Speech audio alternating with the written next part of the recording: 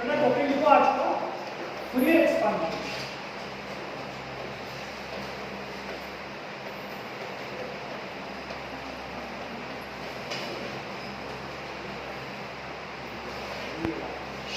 Class को ध्यान रखना, क्या टॉपिक है? Free expansion. फ्री एक्सपांशन क्या होता है? हमको पता है एक्सपांशन क्या होता है। What is expansion? क्या होगा एक्सपांशन होगा तो? फैलना होगा। क्या एक्सपांशन होगा तो? वॉल्यूम बढ़ेगा। अच्छी बात बताई आपने कि वॉल्यूम बढ़ेगा, ठीक है। प्रेशर जनरली अगर और कोई प्रोसेस नहीं हो रही है तो प्रेशर ड्रॉप हो जाता है, प्रेशर डिक्रीज हो जाता है, वॉल्यूम बढ़ जाता है। That is expansion. अब हम एक्सपांशन तो हम पढ़ चुके हैं वैसे नॉर्मल प्रोसेस, फिर हम पढ़ रहे हैं फ्री एक्सपांशन। क्या पढ़ रहे हैं? फ्री एक्सपांशन का एक वर्ड लगा दिया फ्री। इसका क्या मतलब है? फ्री एक्सपांशन का मतलब है, नहीं दिख रहा आगे पक्का कंफर्म दिख रहा है? ठीक है। फ्री एक्सपांड बोर्ड सबको दिख रहा है, विजिबल है? ठीक है। फ्री एक्सपांशन का मतलब है एक्सपांशन अगेंस्ट वैक्यूम। क्या है? Expansion against vacuum. मतलब अगर कहीं पे एक सिलेंडर के अंदर पूरी वैक्यूम है, क्या है? वैक्यूम है, और एक गैस उसके अंदर से फील करना स्टार्ट कर दिया, तो गैस एक वैक्यूम सिलेंडर को फील कर रही है, तो उसका जो उस वैक्यूम के अंदर एक्सपांशन होगा that is called free expansion.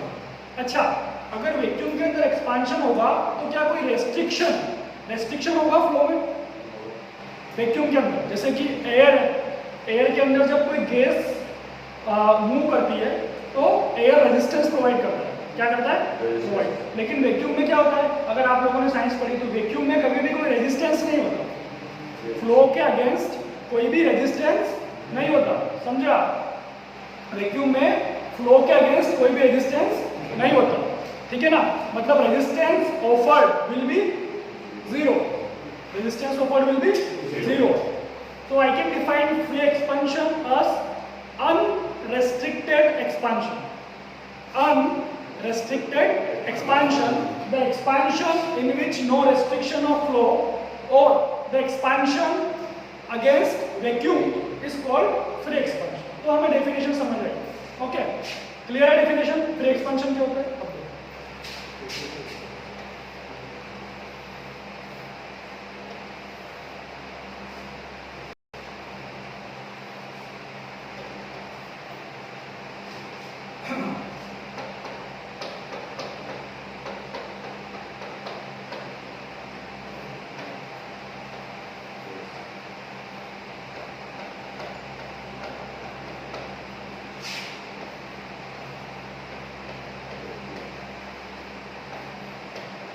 So, to understand free expansion, I am taking two compartments.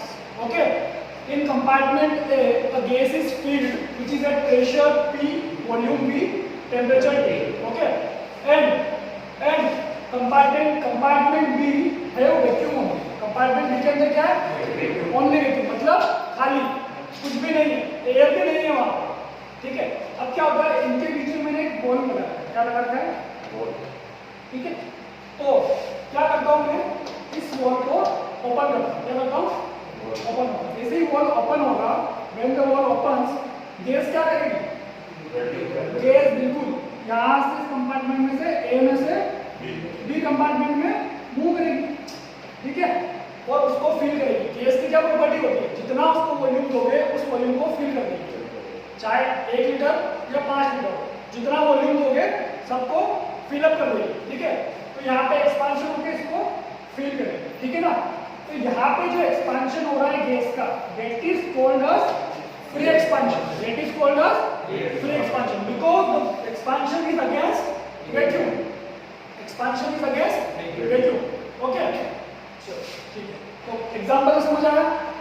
अब देखो, ये जो है इस सिस्टम को है ना मैं आइसोलेटेड कर देता हूँ. What is the meaning of isolation? है ना?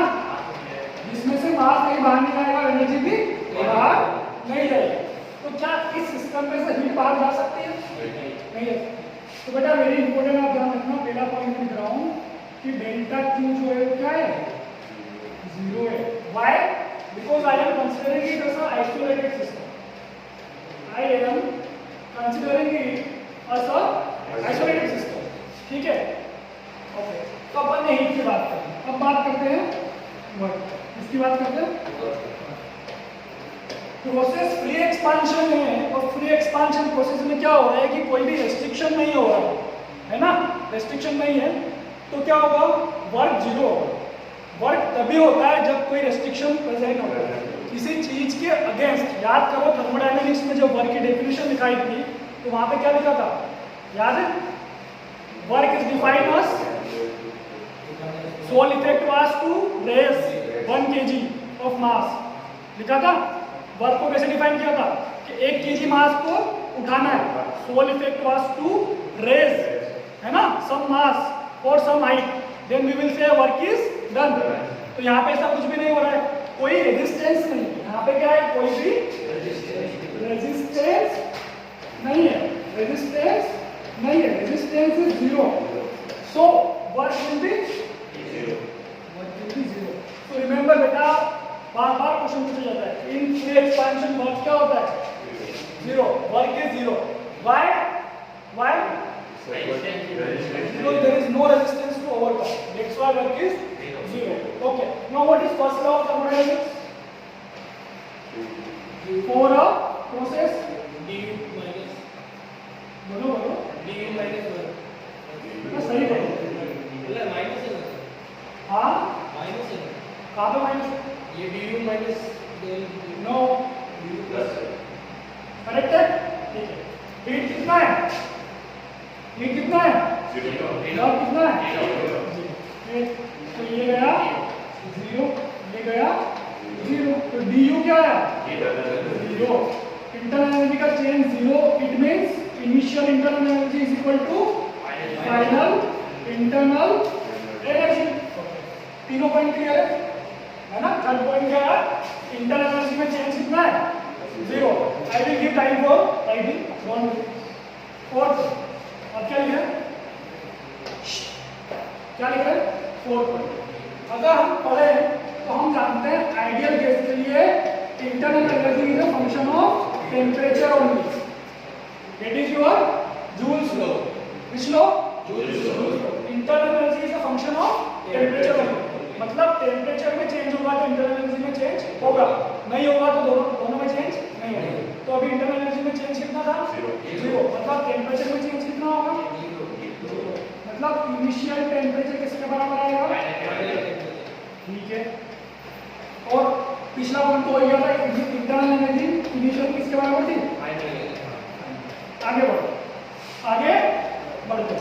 जैसे आपने ध्यान रखा है, जैसे आपने ध्यान रखा है कि internal energy is a function of temperature only for ideal gas, ध्यान रखें enthalpy is also a function of temperature only for an ideal gas.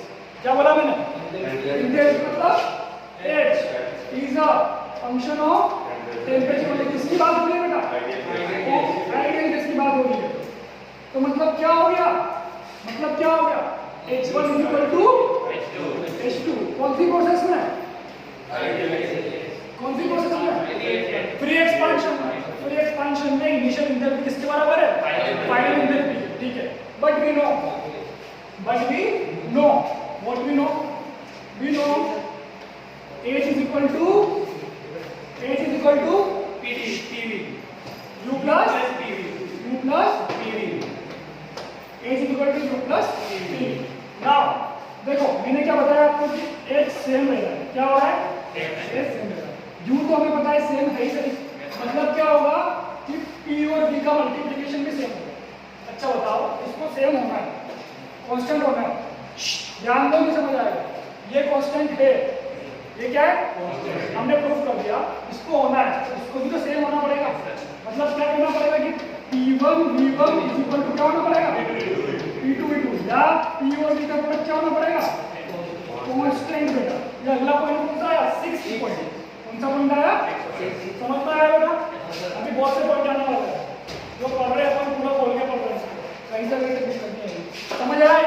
तो आगे बढ़ो, अभी देखो प्रोसेस कैसी हो गई, ये सारे पॉइंट समझ आए क्या क्या हुआ, हीट का ट्रांसफर, वर्क का जीरो, इंटरनल एनर्जी का चेंज जीरो, इंटरनल एनर्जी का चेंज जीरो मतलब initial internal energy final internal energy के बराबर, इंथैल्पी का change zero, initial enthalpy is equal to final enthalpy, temperature का change zero, initial temperature is equal to final temperature, and PV का product constant मतलब P1 P1 is equal to P2 okay है ना।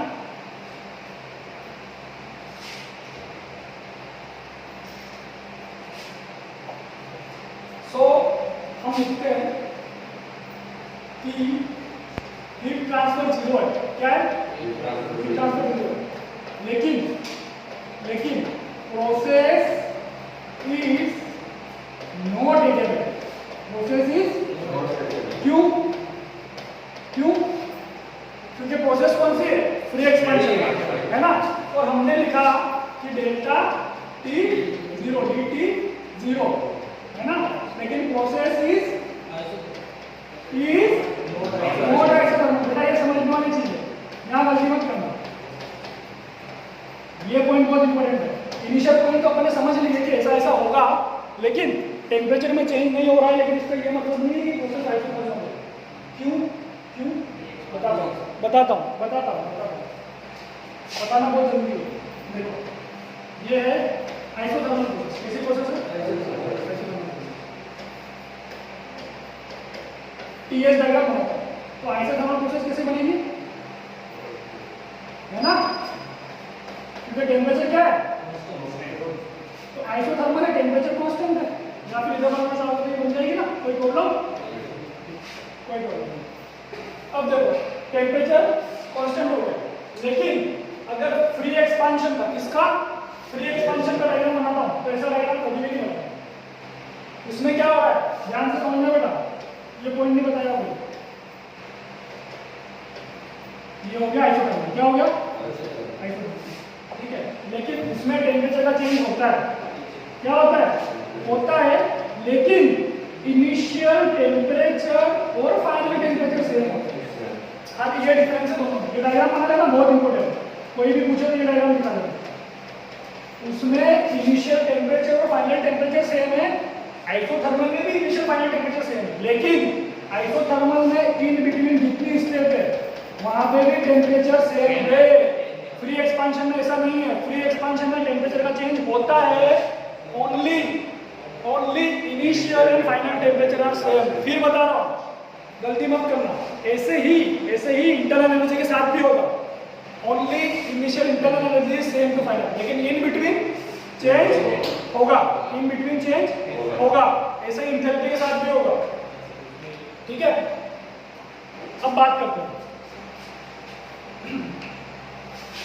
ठीक है, तो process isothermal हो सकती है क्या, आइसोथर्मल हो सकती है क्या, फ्री एक्सपांशन आइसोथर्मल है क्या, नहीं है, कंफ्यूजन नहीं है, आइसोथर्मल का मतलब क्या होता है, हर पॉइंट पे हर पॉइंट पे है ना, हर पॉइंट पे वो आइसोथर्मल होना चाहिए, है ना, मतलब इन बिटवीन इनफाइनाइट पॉइंट ले तो भी हर पॉइंट पे टेम्परेचर सेम रहना चाहिए। बेटा एक पॉइंट में पहले बता रहा था, मिस कर गया, कितने पॉइंट हो गए थे आपने, 7वां पॉइंट बहुत इंपॉर्टेंट, 7वां पॉइंट बहुत इंपॉर्टेंट, पहले बताना था, मैं स्लिप करके मुझसे देखो,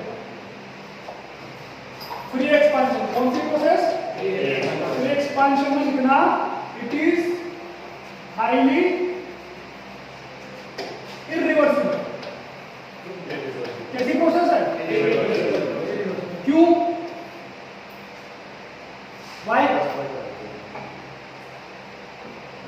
एक्सपांशन हो जाएगा तो उसको वापस करना बहुत मुश्किल है, ठीक है। देखो आप समझो कि अगर गैस का एक्सपांशन हुआ, क्या हुआ, एक्सपांशन हुआ, तो इसका वॉल्यूम भी चेंज हुआ, प्रेशर भी चेंज होगा, टेम्परेचर भी चेंज होगा, इंटरनल एनर्जी भी चेंज होगी, एंथैल्पी भी चेंज होगी, सब कुछ चेंज होगा, प्लस ये एक्सपांशन कैसा होगा, सडन होगा, गैस एकदम से जाएगी और कंपार्टमेंट को फिल कर देगी, धीरे धीरे नहीं जाएगी।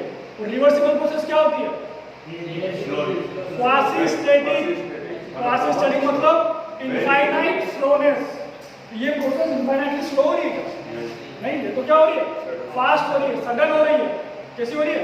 सडन हो रही है, फास्ट हो रही है, तो this process will be irreversible, this process will be irreversible. अच्छा, आइसोथर्मल प्रोसेस कैसी थी, अपन ने पढ़ी थी, वो रिवर्सिबल थी। ये प्रोसेस आइसोथर्मल नहीं है, ये अलग से एक प्रोसेस है जो अपन पढ़ रहे हैं, ये प्रोसेस अपन अलग से पढ़ रहे हैं, ठीक है, जो आइसोथर्मल नहीं है। लेकिन टेम्परेचर इनिशियल और फाइनल से है, टेम्परेचर पूरी प्रोसेस में कांस्टेंट नहीं है, ये डिफरेंशिएट करना सीख जाओ, ठीक है। प्रोसेस एडियाबेटिक है क्या? This process can be called adiabatic. Why? खाली हमने हीट जीरो किया है उसको आइसोलेट करके, लेकिन एडियाबेटिक प्रोसेस PeV की power gamma is equal to constant को फ्री एक्सपेंशन ऐसा कुछ फॉलो करेगा, ऐसा कुछ भी नहीं है, ऐसा हम कहीं पे भी नहीं पढ़ रहे, ठीक है। तो कंफ्यूज होते हैं लोग, डेल्टा Q को जीरो समझ के एडियाबेटिक लगा देते हैं, ऐसा नहीं है। एडियाबेटिक अलग प्रोसेस है, polytropic is sorry free expansion is a different process, okay. Clear है सब कुछ?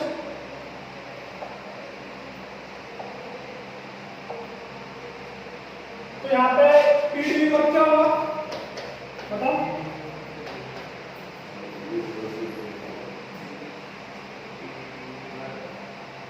बताओ, कौन बताएगा?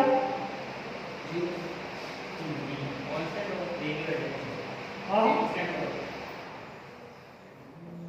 ओके, देखो यहाँ PdV वर्क की बात ही नहीं करेंगे, क्योंकि PdV work is reversible work. बार बार बताया है, बार बार बताया आपको, PdV वर्क कहाँ लगता है? रिवर्सिबल वर्क में। प्रोसेस कैसी है, क्या लिखा था? इरिवर्सिबल प्रोसेस है, तो PdV वर्क लगाएंगे ही नहीं यहाँ पे, PdV वर्क कभी भी नहीं लगाएंगे।